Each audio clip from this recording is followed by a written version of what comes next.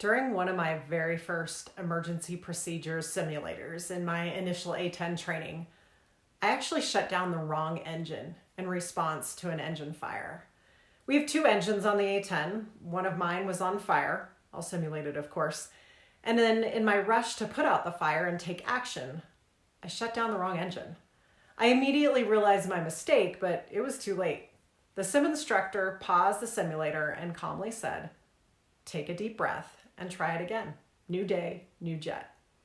Well, thankfully we were in the simulator and this wasn't a real flight. So I took a few deep breaths to calm my nerves and then went through the emergency procedures again, this time shutting down the correct engine to put out the fire.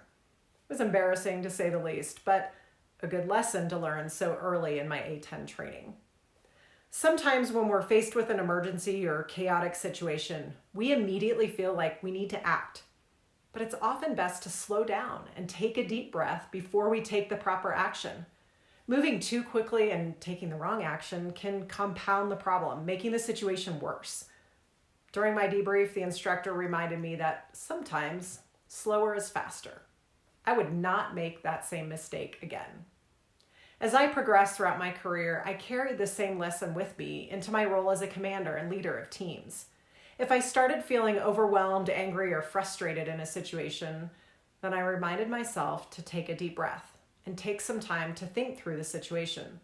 Sometimes in the chaos, our best immediate reaction as a leader is to do nothing. Not every situation requires an immediate reaction. Most of the time we can stop, breathe, and take the time to think about how we will respond.